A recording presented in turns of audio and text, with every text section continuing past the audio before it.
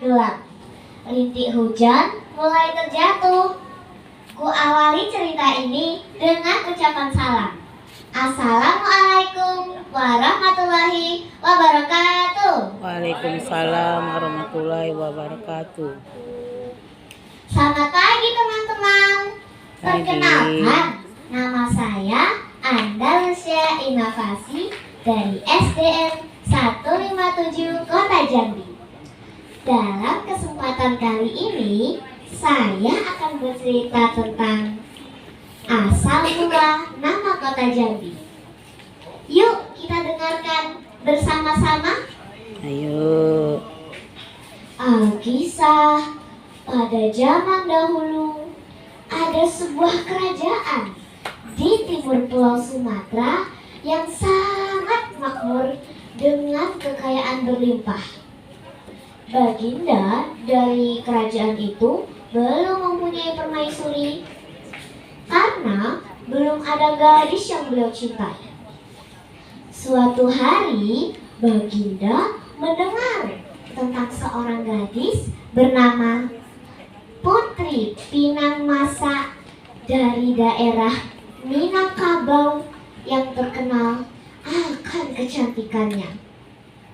Tetapi tidak banyak yang mengetahui tentang sifat tamaknya. Walaupun cantik parasnya, kesukaannya pada harta duniawi merubahnya menjadi putri yang gila harta. Baginda mengirim utusan ke Minangkabau untuk melamar Putri Pinangmasa. Saat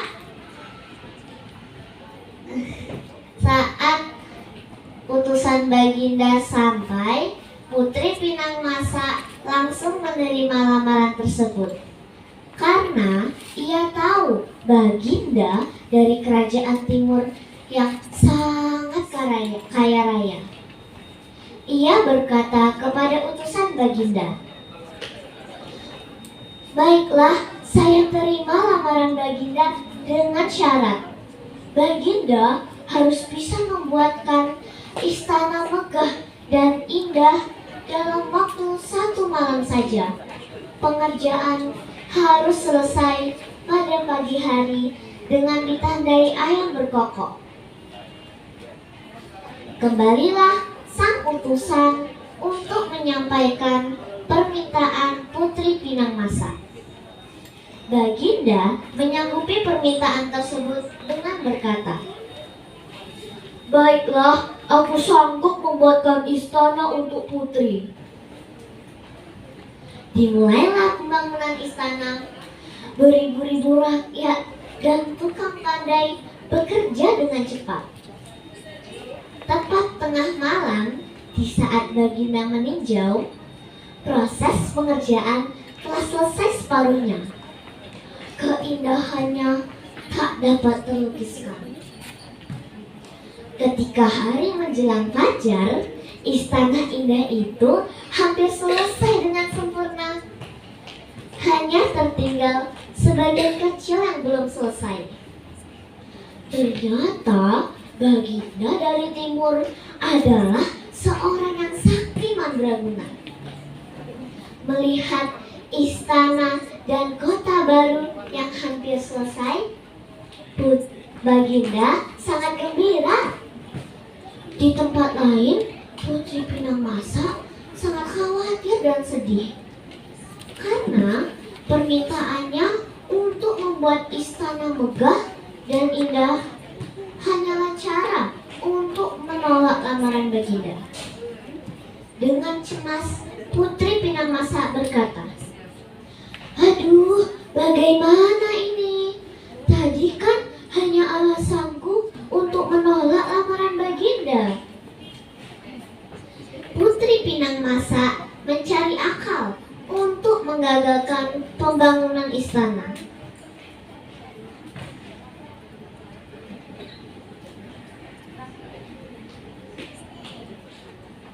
Dengan cara pergi ke kandang ayam dengan membawa banyak lentera, sehingga keadaan di kandang ayam berubah menjadi terang benderang. Semua ayam di kandang mengira matahari pagi telah terbit. Semuanya berkokok bersahutan. Oh oh oh oh, oh oh oh oh, oh oh oh oh. Rakyat dan para tukang terkejut karena fajar belum tiba, tapi kokok ayam penanda pagi telah terdengar merdu, mengira matahari pagi telah terbit. Dengan kecewa dan berat hati, Baginda berkata, sudahi pekerjaan ini. Salah seorang tukang berkata, mengapa Baginda? Bukankah istana ini hampir selesai dengan sepenuhnya? Benar katamu, tapi persyaratannya adalah istana ini harus selesai pada pagi hari dengan ditandai ayam berkokok. Jawab Baginda yang tak dapat menyembunyikan kesedihan di wajahnya. Pembangunan istana pun terpaksa dihentikan. Rakyat dan para tukang kembali ke negeri timur. Baginda masih berdiri di tempat pembangunan istana. Kemudian Putri Pinangmasa menghampirinya seraya berkata, Baginda, Anda telah gagal memenuhi syarat yang saya ajukan. Apakah istana ini hendak Baginda hancurkan lagi?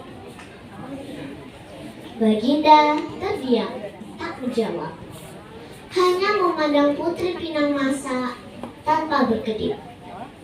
Kemudian Baginda berkata, Putri, apakah harta benda begitu penting bagimu? Oh, tentu saja Baginda. Dengan harta berlimpah, saya bisa bahagia. Jawab Putri Pinangmasa dengan angkuhnya. Baiklah, jika demikian, aku tak akan menghancurkan istana ini. Semuanya saya serahkan kepadamu. Kata Baginda seraya pergi. Putri Pinangmasa terbelalak. Istana indah, emas dan perak sangatlah banyak. Sungguh di luar dugaannya, Baginda rela memberikan semuanya walaupun gagal untuk menikahinya. Dalam hatinya berkata, wah, istana sebanyak ini pasti tak seberapa dengan harta kekayaan Baginda. Berarti kekayaan Baginda jauh lebih banyak lagi. Langkah senangnya jika dapat memiliki semua harta kekayaan Baginda.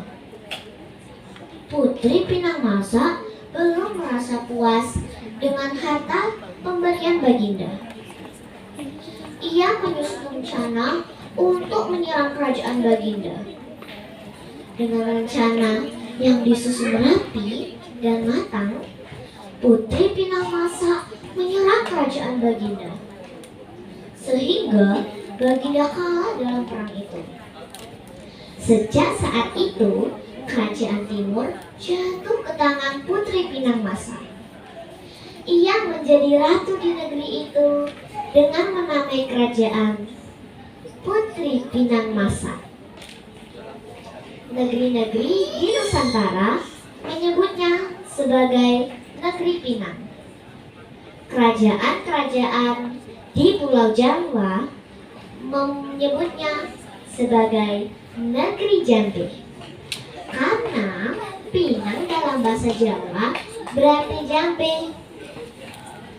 Apa ya pesan moral yang kita dapatkan dari cerita ini?